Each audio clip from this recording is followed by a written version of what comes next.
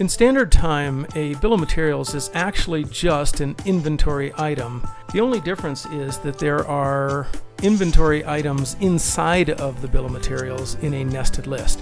So let's go ahead and take a look at the properties of inventory items and bill of materials. I'll start by clicking this icon on the second row, and then an inventory item here, which actually represents a bill of materials. You can see that the icons are slightly different here. These are inventory items, whereas these two are bill of materials. The other way you can tell is to go over to the properties on the right hand side. The bill of materials section shows that this has 3 items below it. So if I click this icon, you can see these 3 here, and then you can then click the plus symbol to add an additional one. It now shows 4 items. Open it up again, so you can adjust the quantity of each inside of the bill of materials and the actual items, and remove and add them.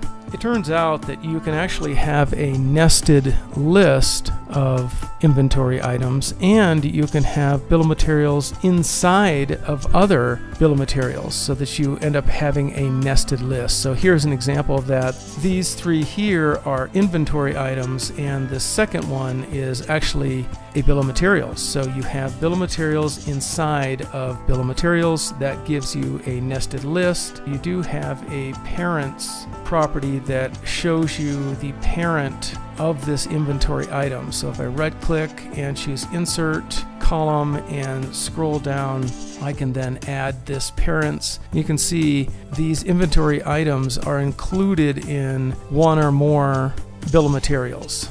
And you can also see the bill of material item names. They're column separated here so that you have a list of the items inside of this bill of materials and the quantities. CTB stands for clear to build, and it essentially means that you have enough inventory items inside of the bill of materials to build. So in this case we have 385 that we can build, and then you see the breakdown for each of those inventory items inside the bill of materials. And that's what actually affects the number of items you can build. So in this case we have a bracket that has 3,750 of them, but there are other inventory items that have fewer, and so we really are only able to build 385. When you're over on the shop floor and you're scanning barcodes, you will sometimes want to scan a inventory item or a bill of materials.